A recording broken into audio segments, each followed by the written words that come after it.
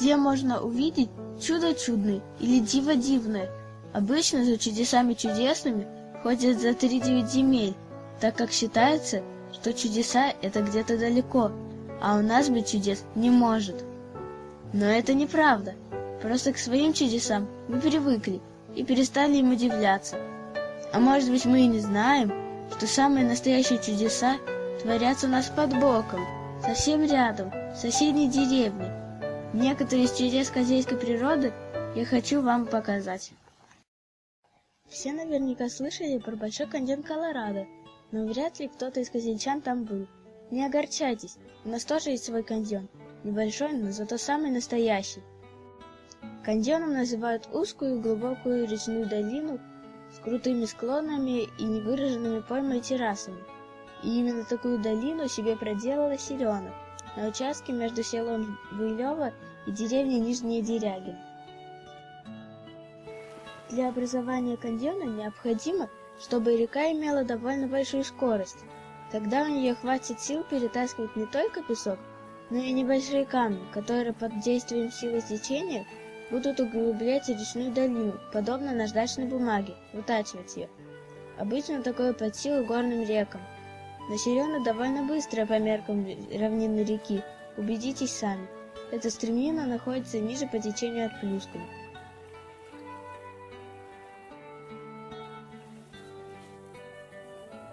Возле Плюскова глубина Серенского каньона достигает 45 метров, при ширине в полкилометра. Длина каньона около 7 километров, а красота не поддается измерению. Приезжайте и любуйтесь сами.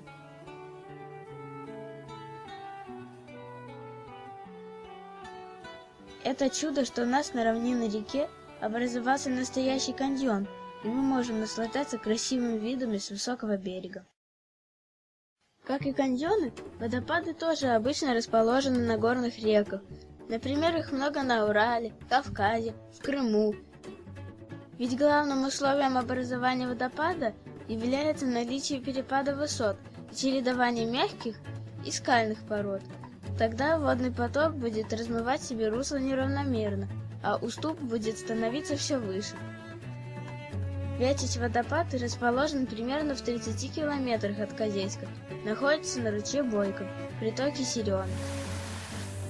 Русло ручья сложено мягкими глинами и твердыми известняками. Ручей размыл глины, а выступы твердых известняков создали перепад высот, с которого спадает водный поток.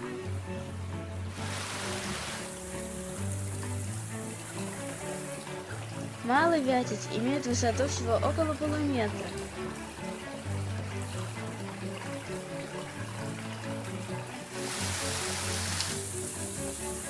Но выше него по течению находится Вятич водопад, имеющий 2,5 метра и состоящий из 3 ступеней. Водопад хорош в любое время года.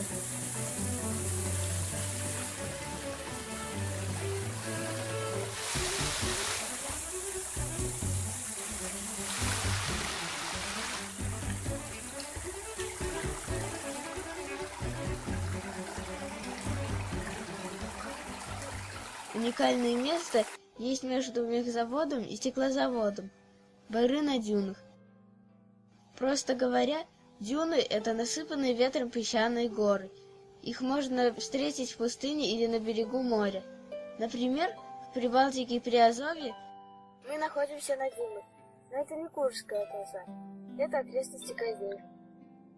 Когда мы шли погулять в Козельские Бары на дюнах, ожидали видеть просто сосновый лес на песчаных холмах. Должно быть красиво, но реальность превзошла все наши ожидания. Оказалось, что все эти песчаные дюны заросли мхами и лишайниками, образовав подобие ковра с толстым ворсом. На этом ковре столь мягко, что даже трудно ходить. Научный сотрудник Национального парка Угра объяснил нам это чудо. Известно, что пески хорошо пропускают воду, и она вымывает из почвы все минеральные и питательные вещества, полезные для растений. Поэтому почва на дюнах очень бедная. Другие растения просто не могут там расти, а мхи и лишайники неприхотливы и прекрасно себя на песках чувствуют.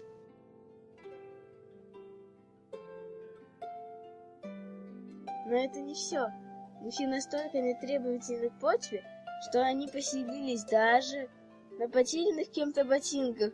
Смотрится немного сюрреалистично, будто башмаки служат вазонами для мхов и лишайников.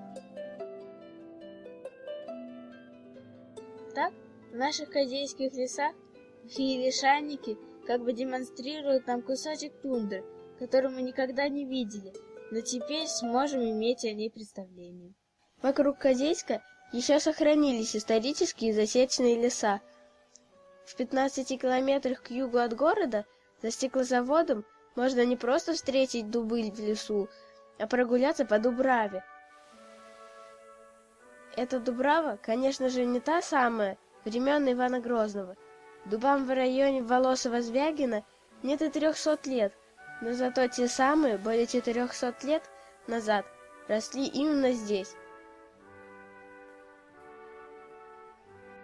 Но все же эта Дубрава — настоящее чудо козейской природы. Дело в том, что широколиственных лесов в России практически не осталось. Они по большей части сведены в результате хозяйственной деятельности еще во второй половине XX века. Конечно, в Советском Союзе велись восстановительные лесопосадки, но не всегда теми же породами. А елки растут быстрее дубов, они не опадают осенью, поэтому задерживают на своих лапах снег, который мог бы укрыть от зимних морозов маленькие дубята. В итоге большие вырубили, а маленькие вымерзли. А здесь, под Козейском, островок настоящего широколиственного леса, в море хвойно-скалистных, редчайшее ныне явление для средней полосы России. С дубами здесь соседствуют вязы и липы, тополя и ясени.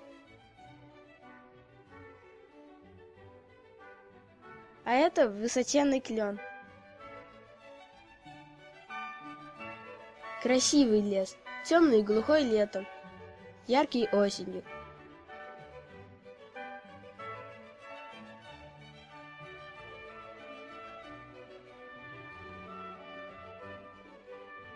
Некоторые дубы могут служить целой планетой для других организмов.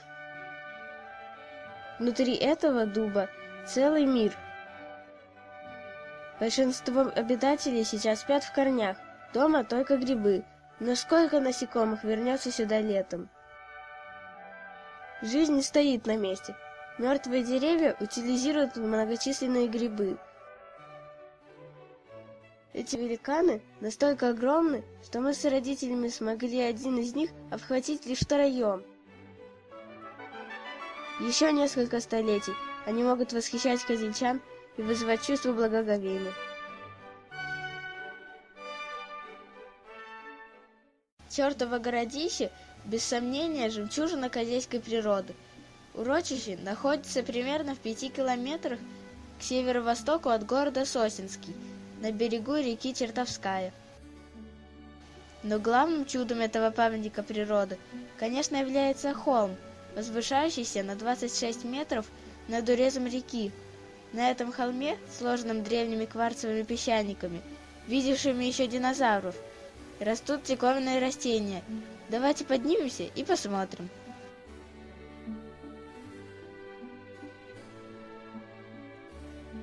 Итак, мы находимся на вершине холма. Представьте, как во время последнего леденения вокруг проползали глыбы льда, двигающиеся с севера, сминая окружающие ландшафты и уничтожая растительность. А этот холм ледник обошел. Это коренные песчаники, которыми сложен холм Чертово городища. Именно они и превратили наш холм в машину времени, защитив его от натиска ледника. Здесь растет очень редкий папоротник-многоножка, который больше в средней полосе России нигде не встречается. Растет многоножка только на скалах, а ближайшие скалы на Урале и в Карелии. А знаете, почему многоножка? Посмотрите внимательно на листовую пластину. На что она похожа? Правильно, на стопу. Вот и получается многоножка. В небольшой пещере можно видеть светящийся мох, шестостеку.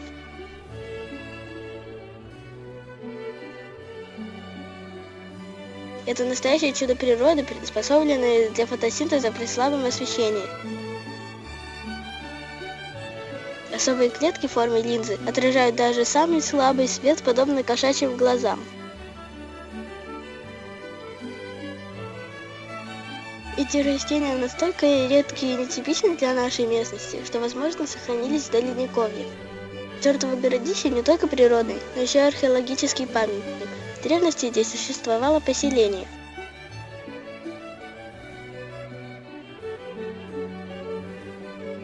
Но археология и легенды чертова городища – это уже тема для другого фильма. Итак, мы убедились, что вокруг нас много чудес. Они совсем рядом. Вы можете даже пойти и погулять в их окружении, сфотографировать, а потом показывать эти чудеса вашим друзьям и родственникам. Замечательно, что большинство из наших диковин охраняется. Некоторые из чудес находятся на территории национального парка Угра. Поэтому, чтобы посетить их, потребуется специальное разрешение. Не забудьте. Разрешение на посещение национального парка можно получить в офисе парка на мехзаводе. Однако каньон Зеленый и долина ручья Бойкова с водопадами, водоскатами и порогами свободны для неограниченного посещения, и это немного пугает, так как защитить эти диковины некому, кроме нашей совести. Так давайте будем бережно относиться к чудесам козельской природы, чтобы не испортить их. Давайте учиться замечать в привычном чудесное и радоваться тому многому, что украшает нашу жизнь, делая ее удивительной.